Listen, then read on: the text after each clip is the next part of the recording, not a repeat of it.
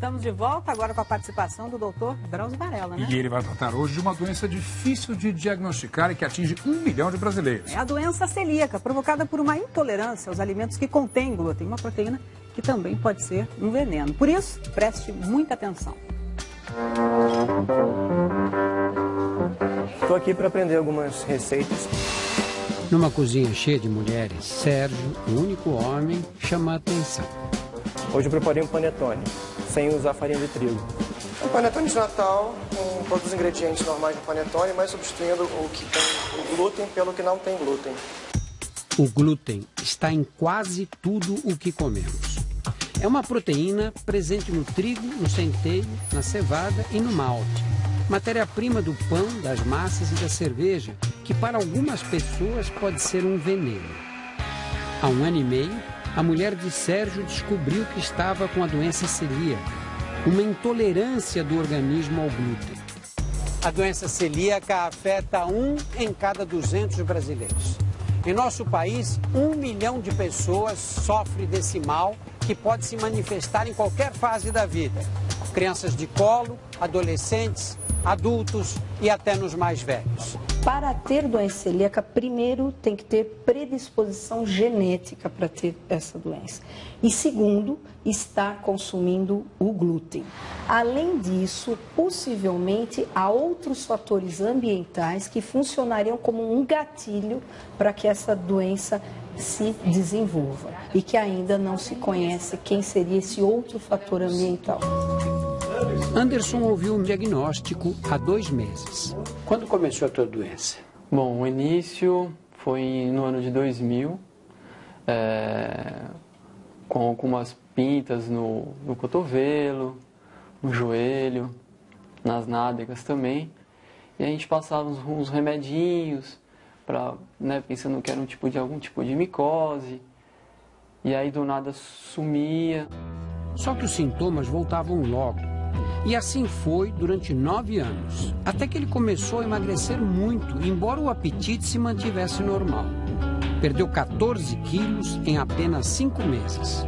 Quase 10 médicos que eu passei para tentar saber o que era.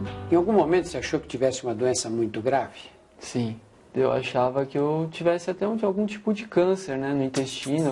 Como os sintomas da doença celíaca são variáveis e comuns a diversas enfermidades, o diagnóstico costuma ser feito depois de vários anos de peregrinação por consultórios e hospitais. Eu perdi nesse processo 14 quilos, até chegar no 39. Foram 30 anos sendo pesquisada e a gente nunca tinha encontrado a resposta. Raquel teve os sintomas mais comuns da doença celíaca: diarreia, barriga inchada, dor abdominal, emagrecimento e principalmente anemia. Como o diagnóstico demorou muito, ela ficou com sequelas: osteoporose, perda de memória, problemas de absorção no intestino e uma anemia difícil de curar. Assim que eu fiz o diagnóstico, eu entrei numa livraria e tinha um livrinho, tudo que você deve saber sobre diabetes, tudo que você deve saber sobre anemia. E eu peguei o livrinho no 2º capítulo, muita diarreia, pesquisa doença celíaca. E aquilo me deu uma raiva, porque eu falei, gente, não é possível que um livro da banca tenha a resposta e a médica que estudou, fez faculdade, não consiga nem pensar nessa possibilidade. Nós, médicos, devemos pensar em intolerância ao glúten sempre que os sintomas forem persistentes e sugestivos. Sem lembrar que a doença existe, não há como fazer o diagnóstico. Infelizmente, no nosso meio, cerca de pelo menos 1 ano os pacientes estão peregrinando com os seus diferentes sintomas. Para confirmar o diagnóstico, há exames de sangue que indicam a presença de anticorpos provocados pela intolerância ao glúten. Mas o mais importante é fazer uma endoscopia com biópsia de intestino. Por que você tem medo do exame? Você tem medo de injeção? Tenho medo de injeção. É meio complicado. Uma mão desse com medo de injeção?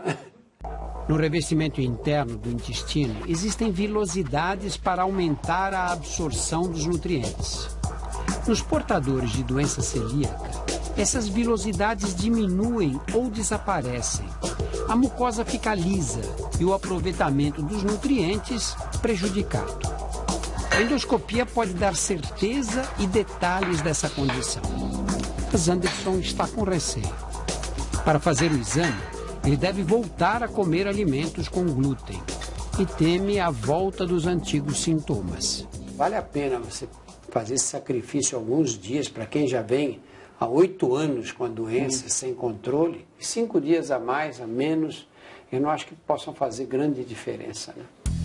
Depois da confirmação, o tratamento é um só e vale para a vida inteira. Ficar bem longe dos alimentos que contêm glúten. Há 15 anos, Raquel se despediu de pães e massas e procura preparar em casa receitas com ingredientes que substituem a farinha de trigo. A gente usa algumas outras farinhas, que é o caso do amido de milho, a fécula de batata e o creme de arroz. O sabor não é o mesmo, mas é parecido. A gente consegue chegar próximo ao sabor de que é com o trigo. Desde 2003, uma lei federal exige que no rótulo de todos os alimentos industrializados esteja escrito de forma clara se o produto contém ou não contém glúten. Verdura, fruta, legume e carne com certeza não contém glúten. É uma alimentação saudável e segura para o celíaco. Os alimentos industrializados sem glúten são bem mais caros. Um pacote de pão fatiado chega a custar 2 vezes mais do que o mesmo pão com glúten. Mas com receitas especiais é possível gastar menos. Como o panetone que Sérgio aprendeu a fazer para a Lúcia. Ao invés de farinha de trigo, vai amido de milho e batata cozida. Nossa, que lindo!